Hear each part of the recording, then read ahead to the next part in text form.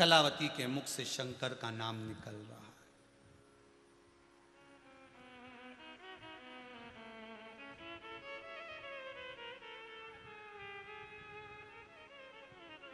शिव शंकर शरणम मम, शिव शंकर शरणम मम, शिव शंकर शरणम मम, शिव शंकर शरणम। मुख से भगवान का गुणनवाद, भगवान का नाम कलावती के मुख से निकलता जा रहा है। एक क्षण काशी नरेश की पुत्री कलावती एक क्षण नहीं रह पाती शंकर के नाम बिना।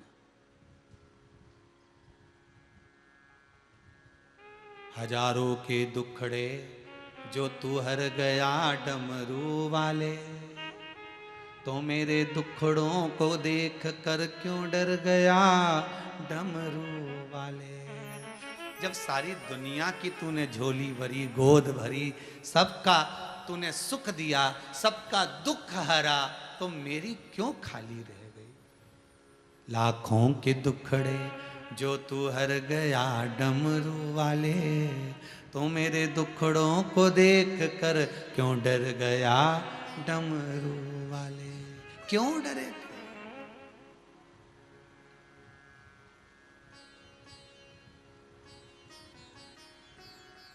क्यों डरे? माना के मैं पतित बहुत हूं, माना कि हम पतित हैं, बेकार हैं, कामी हैं, लोभी हैं, वासनावान हैं, तृष्णावान हैं, अहंकारी हैं, पर है तो तेरे, है तो तेरे।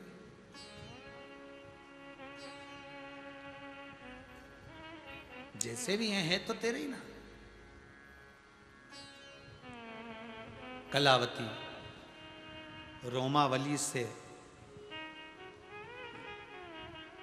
निकल रहा है शिव शंकर शरणम मम, शिव शंकर शरणम मम, शिव शंकर शरणम मम, शिव शंकर शरणम।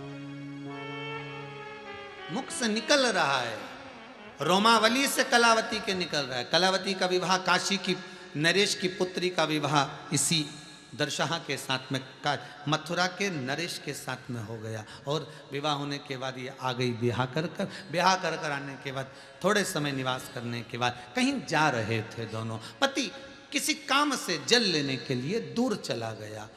कलावती जिस मार्ग से निकल कर जा रही थी, उस मार्ग में किसी चार पथिकों ने कलावती को रोक लिया। स्कंद पुराण का ये चरित्र है। कौन सी पुराण का है? स्कंद पुराण का। काशी खंड में इसको पढ़िएगा, जिसको निकालना हो, पढ़ना हो तो पढ़ सकते हो। स्कंद पुराण का चरित्र काशी खंड में इसको स्मरण कर सकते हैं।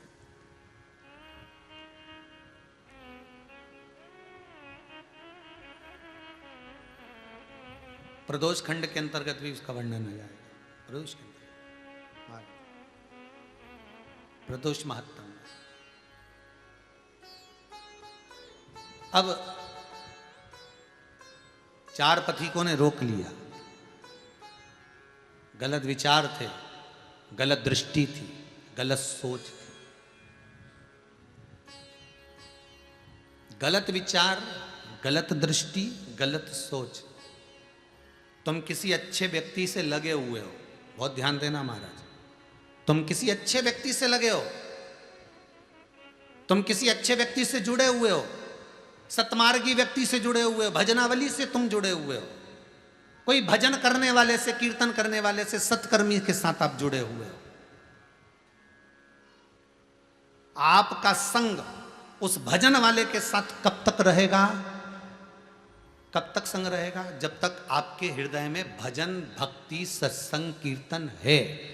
और जिस समय आपके हृदय में किसी दूसरे के प्रति पाप कर्म जागृत होने लगेगा, कहीं अहंकार, कहीं काम, कहीं लोभ, कहीं आसक्ति, कहीं वैश्यागमन, कहीं स्त्री गमन, कहीं पर स्त्री गमन, जब तुम्हारे भीतर कहीं ना कहीं दूसरे विचार आने लगेंगे, तो तो जो अच्छे व्यक्ति का संग तुम्हारा है, धीरे धीरे वो अपने आप छूटना चालू करवा देता है परमात्मा, आपको उससे दूर करते जाएगा। भगवान चाहता है कि अच्छे व्यक्ति का संग धीरे धीरे छोड़ दे, क्योंकि अब इसके भीतर कोई अन्य समा गया है, इसके भीतर काम, लोभ, आसक्ति, तृष्णा, वासना, कहीं स्त्री, कहीं नारी, कहीं कन्या इसके हृदय चित्त में आ गई है। तो भगवान कहेगा इसको हटाओ यहां से, नहीं तो ये सबको डुबा देगा। कीर्तनी से तुम्हें दूर कर देगा, भजनावली से तुम्हें दूर कर देगा, सत्संगी से तुम्हें दूर कर देगा।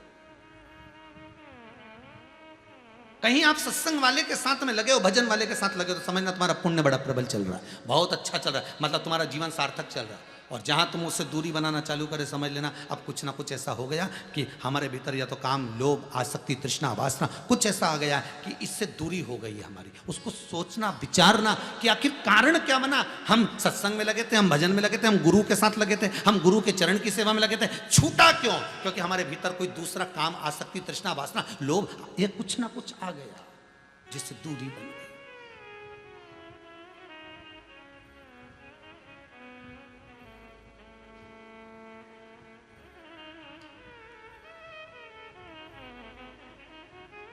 महाराज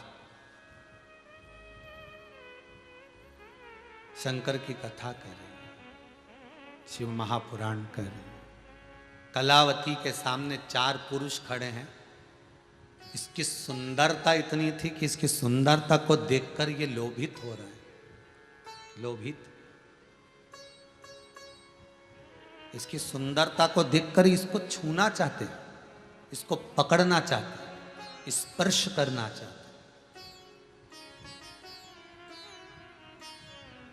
पर मुख में हो राम नाम, राम सेवा हाथ में, तू अकेला नहीं प्यारे, राम तेरे साथ। अरे भाई, जिस भगवान का तुम भजन कर रहे हो, जिसका तुम स्मरण कर रहे हो, जिसका तुम मंत्र जाप कर रहे हो, राम जप रहे, कृष्ण जप रहे, शिव जप रहे, तुम शंकर का अगर अनुमोदन कर रहे हो, इसके तो रोम रोम में शिव शंकर शरणम मम, शिव शंकर शरणम, इसके रोमावली में शंकर समाया हुआ है। तो कौन स्पर्श कर सकता है, कौन छू सकता है?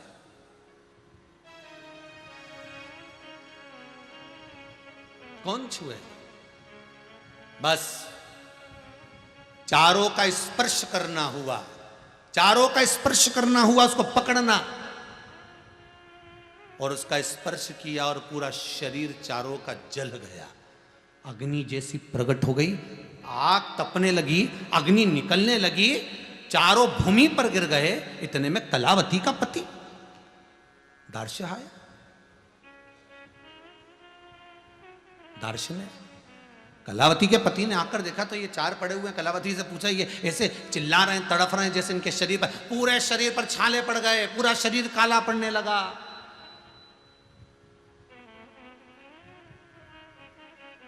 पूरे शरीर पर छाले पड़ गए, पूरा शरीर काला पड़ रहा, पूरा शरीर। दार्शनिक ने पूछा कलावती, ये चारों कौन है? कलावती ने कहा, ना जाने पथिक थे, मेरी सुंदरता को देखकर मेरी ओर लोभान्वित हो रहे थे, मुझे छूने का प्रयास करा, इसलिए इनका शरीर जल गया। तो तूने इनमें आग लगाई है क्या? कोई कुछ चीज डाल दी और आग लगा दी क्या? कलावती कहती है, मैंने तो आग नहीं लगाई, मेरे को नहीं मालूम क्या हुआ, इनने स्पर्श करा और ये बेहोश होकर पड़ गए, पूरा शरीर इनका छाले हो गए, जल गया, काला पड़ गया। कलावती के पति ने कहा, ये कुछ और नहीं, अपन किसी सतगुरु से पूछते हैं। गुरु के पास गए, गुरुदेव बताओ, कलावती के शरीर का मात्र स्पर्श करने पर इन चारों की गति ऐसी कैसे हो गई? गुरुजी ने कहा, यह कलावती के मंत्र का प्रभाव है। जिस भगवान की भक्ति कलावती करती है, उसका मंत्र जो जपती है, वो रोमावली में समाया हुआ था, वही रोमावली ने इनके शरीर को आग लगा दी है, वही रोमावली ने इनके शरीर को आग लगा दी है। भजन में क्या दम होता है। कई लोग कहते हैं, महाराज आप 3-3 घंटा वेट कर कथा वाजते रहे, तो कथा में है क्या? कई लोग कहते हैं, मंदिर में जाकर लोटा भर के पानी चढ़ाने से मिलता क्या है? कई लोग कहते हैं, भगवान का भजन करने से क्या मिलता है? कभी मौका मिले जिंदगी में गाड़ी ड्राइव कर रहे हो, गाड़ी चला रहे हो, बहुत भयंकर एक्सीडेंट हो गया, गाड़ी चकनाचूर हो गई और तुम बच के निकल गए हो, समझ लेना तुम्हारी भक्ति का कोई बल होगा, नाम स्मरण होगा जो तुम्हें बचा कर लिया है। बहुत बड़ी बीमारी हो गई, बहुत बड़ा रोग हो गया, और इतने बड़े रोग में तो लोग पहले स्टेज, दूसरे स्टेज, चतुर्थ स्टेज में आकर निपट जाते हैं। उस बीमारी से भी बचकर अगर तुम भगवान की भक्ति में लगे हो, समझ लेना कि वो परमात्मा तुमको रखा हुआ है। बहुत बड़ी, कहीं कहीं कुछ हो गया, कहीं कुछ हो गया, कहीं मालूम पड़े घाटा लग गया, लाखों करोड़ों रुपए तुम्हारे चले गए, व्यापार बंद पड़ा है, कमाई हो नहीं रही, उसके बाद भी तुम 2 रोटी खा रहे हो, वो परमात्मा की कृपा है। वो उस पर साधुवत्ता दीजिएगा, उसको धन्यवाद दीजिएगा।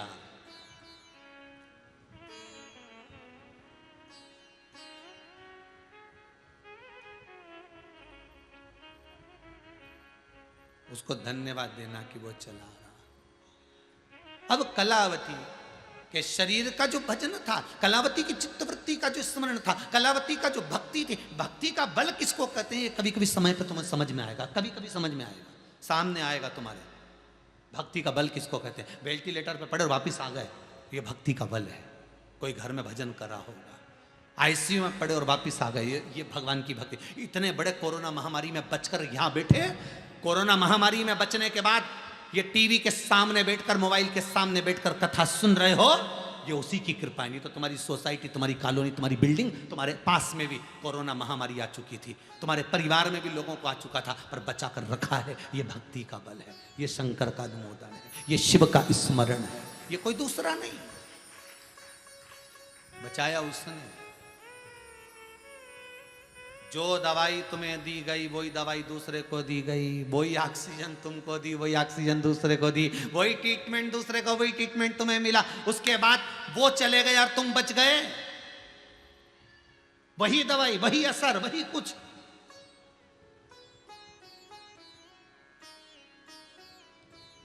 भाई किसी किसी को तो शुगर भी थी, बीपी भी था, थायराइड भी था, शरीर में बहुत सारी बीमारी थी, कोरोना हो भी गया, उसके बाद भी सही हो गया। और एक बेचारा ऐसा था जिसको कुछ भी नहीं था, सब बढ़िया, फुल एंजॉयमेंट जीवन, उसके बाद भी निपट गया, उसके बाद भी चला गया।